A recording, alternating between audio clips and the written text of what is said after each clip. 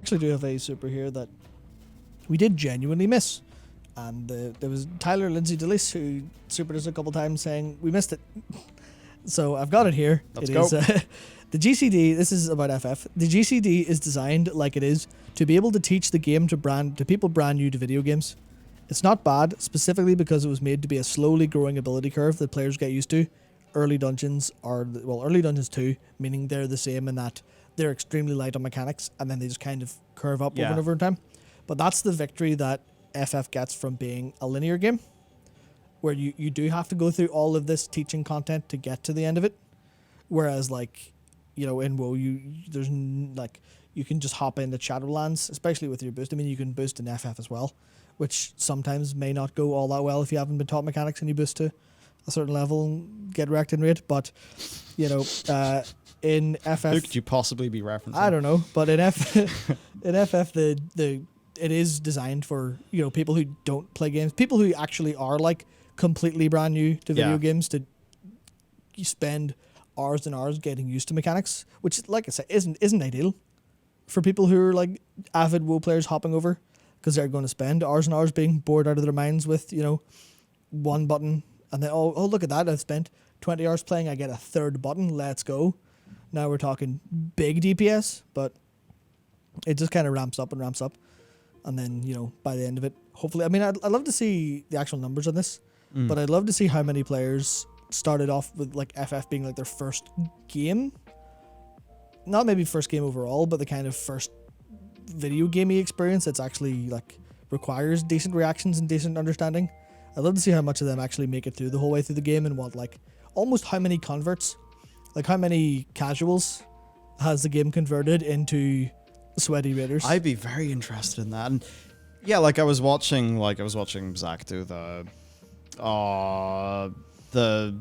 coil. Was it C8? He got the 8th. It was second coil turn 4. Okay, yeah. Second coil turn 4. It looked neat, and that's the old ARR stuff. Yeah. Actually, I remember you were, because we were doing a whole bunch of manual work in here, and you put on some FF fight music, and I was like, wait, whoa, hang on, that's fight music from a video? What? Yeah, it was... Because, I'm so used to, the Siege of Orgrimmar Sith chanting. I'm so used to, that sort of thing. It was, such whiplash. But, it seemed cool. So, it's interesting. WoW, you can get by in WoW knowing, this much, and then you hit a Mythic Plus, and it's your informational requirement is BAM!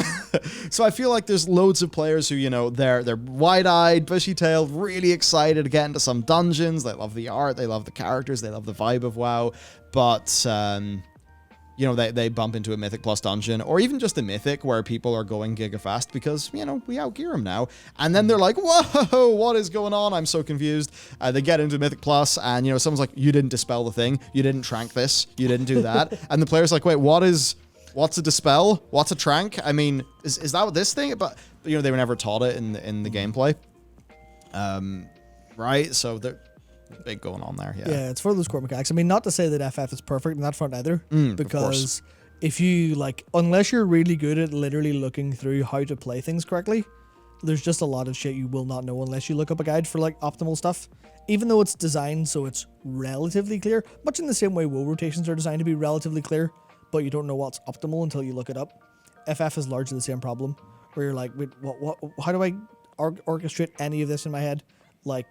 I think one example is figuring out the optimal opener on Bard would have taken me a long time to set out and math out the potencies, especially when you bring random procs into consideration, where you're like, well, I don't know how early I should be applying this because I don't know how much the random proc chance impacts, should I have my dots up a little bit before I use Wanderer's Minuet, or should I, pop that immediately, because you literally can't math it out without a spreadsheet.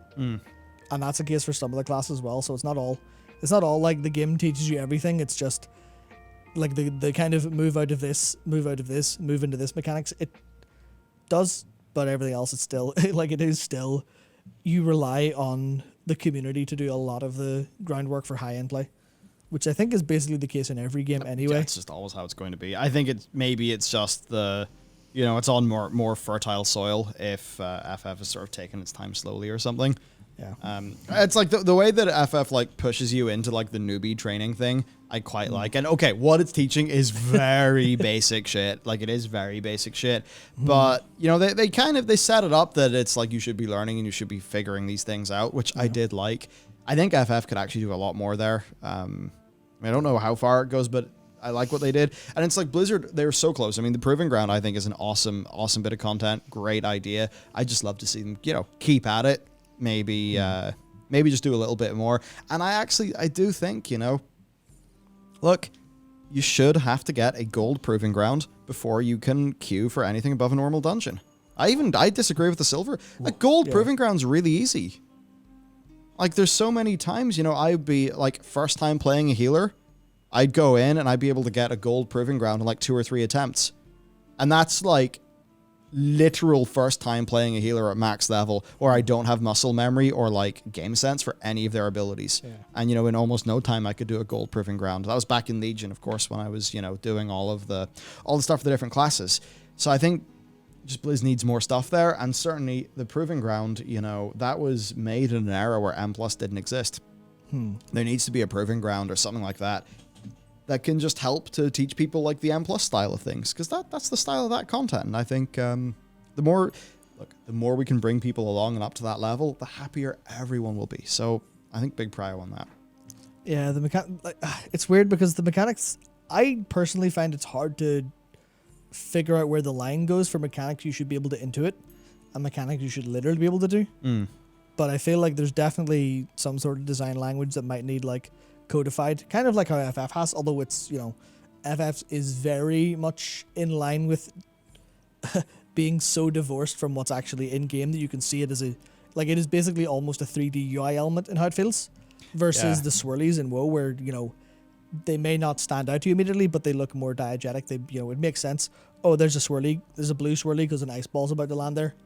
Where in FF, you know, you hear this like pulsing noise that's clearly game noise, and then you've got big arrows that are glowing and pointing at people, and you kind of think, well, that's a bit, you know, that's a bit weird. Same with like even the orange marker on the ground. You're like, well, that's not diegetic. It's clearly game communication, as opposed to world communication, which is very different. And I think we'll probably generally better with combining that. I just wish they would have outlines.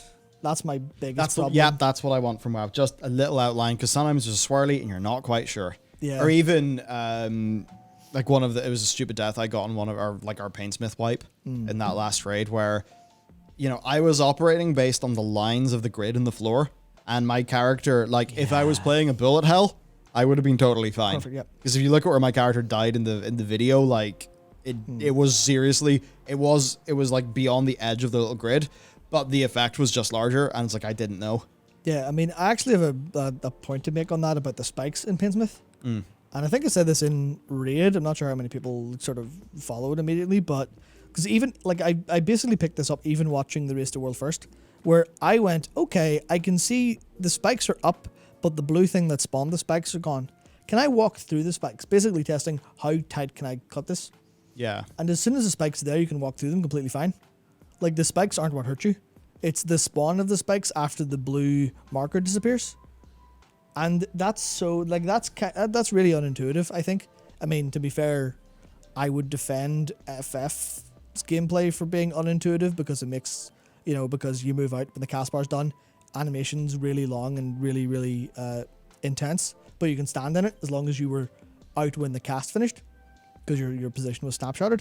So I kind of feel like if I were to give the same courtesy to World of Warcraft, I would say that it's actually, Painsmith is really, really cool to me whenever I know that's the literal fraction of a second I can move is when that blue stuff is gone.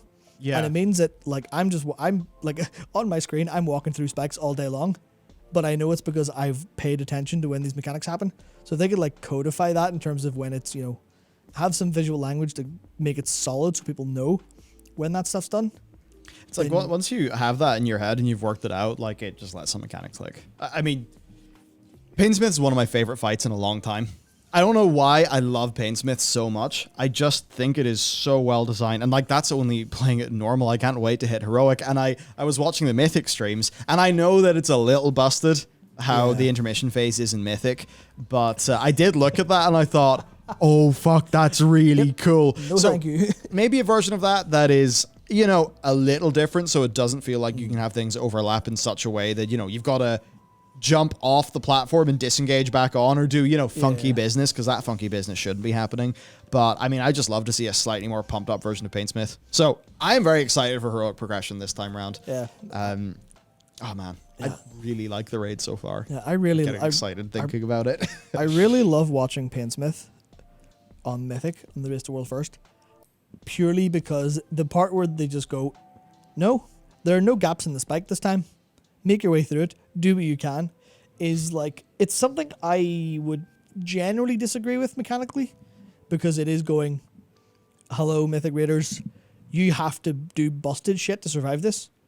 It's not like, it's not super clean design where, you know, you dodge the thing, you're done. It is, you can't dodge this. Use abilities at your disposal to cheese this mechanic, which I think is kind of, you know, if it was in Heroic, I'd rage. But the fact that it's in Mythic, I think it's really, really smart to go, like, almost completely codifying into the boss, like, encounter design. Use your bullshit. Like, because, you know, whenever there are soak mechanics and then people immune them? Oh, yeah. And that feels like, oh, I cheated. And then, you know, when that gets out of hand, you've got, you know, let's bring, was it Kill Jaden, I think, where it was like, let's just bring paladins and mages, because ice block and bubble, we can just, you know, cheat, basically. Yeah. And then they kind of struggle with that, so they just kind of kill you through it or rely on that less. I feel like just going, oh, you've got ways to cheat, but we'll just make it so hard that you need to cheat to actually get past. And I think that's like a really good aim for like hyper high difficulty. And I thought that was just something that really impressed me about like where they're going with design, and in such a obvious way as well. It's not just like, this is so hard you need to immune it. It's no, literally the game in all of its language is saying, you better have a way to get through this. I love it. Like,